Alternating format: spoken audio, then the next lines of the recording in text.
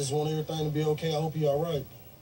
That's all I hope, because he can't hold his own body temperature. He has a lot of medical problems. Like what? He has malrotation,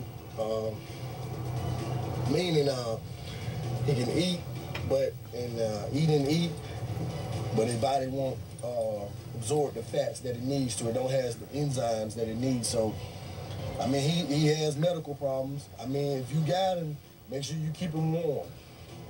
Oh, boy. And meanwhile, that guy, cops say, already knew that his body was cold. Yes, somebody wants to say something.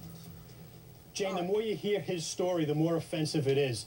He has more fairy tale in his statement to the media than you'll find in a kindergarten bookshelf. It's outright offensive, the stories that these people come forth with to cover up their own crimes. And it's almost like diarrhea of the mouth. They can't stop but adding more and more details. And, of course, it's those very details that get them into trouble. Police say they were suspicious from the very start about this guy's story. And I want to talk about that in a second. But first, let's go to Brianna, Missouri. Your question or thought, ma'am?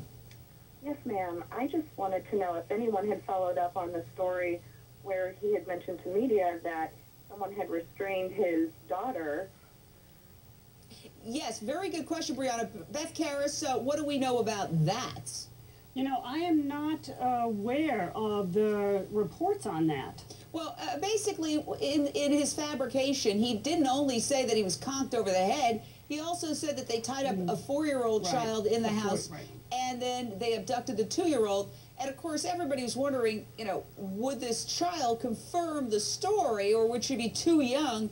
But we all remember what happened with little Falcon in the Balloon Boy case when he said we did it all for the show and busted Dad, and Dad's now, I think, doing time behind bars because of that. But this is a far more serious situation. My question is, why do they get so ornate, Dr. Dale Archer? I mean, why do they pile lie upon lie and get it to quicksand with all these details that obviously are going to be contradicted by some fact? Well, remember, Jane, we're trying to analyze it from our view of what's right and what's wrong. When you are a person like this, i.e. a sociopath, you only care about yourself. Lies don't matter, cheating doesn't matter, stealing doesn't matter. Anything that benefits you is okay. So they have no remorse. They have absolutely zero ability to feel pain in any other human being. They only think about themselves. And if you analyze it in that perspective, then you can start understanding that, you know, a lie is no different than the truth for them.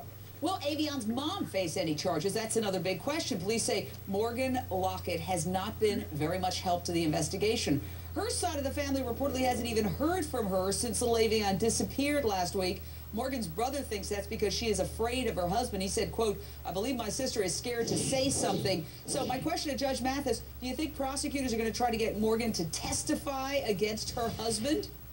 Well, you can't do that, quite frankly. You can't have a spouse testify against the other.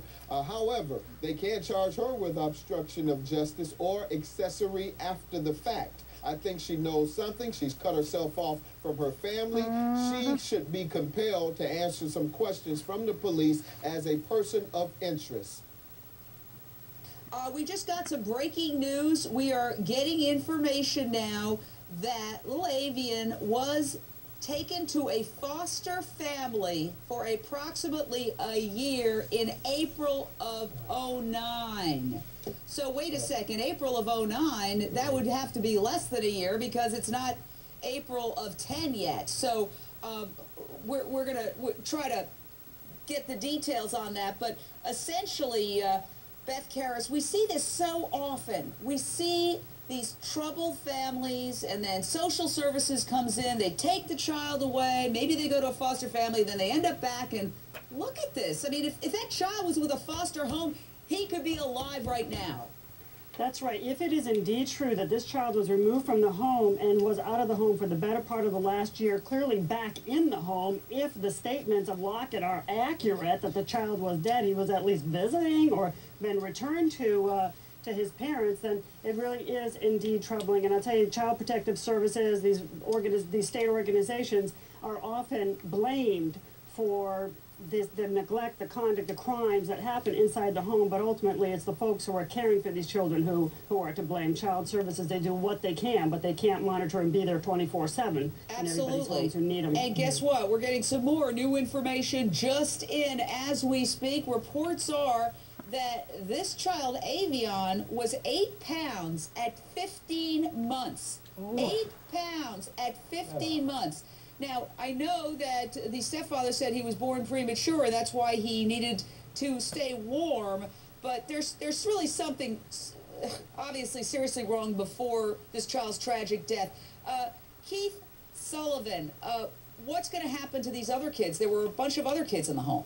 Oh, I'm quite certain that they'll be taken away by Child Protective Services, without a doubt. What the police have done here is divide and conquer. It's a classic approach. The husband is now incarcerated, the wife is out, and you can rest assured that they're working on the wife to try to flip against the husband. They can also monitor the conversations between the husband and wife now that he's incarcerated as well. All right, by the way, at 15 months, you should be at least 21 pounds. Thank you. Fantastic panel. A family's hunt for justice.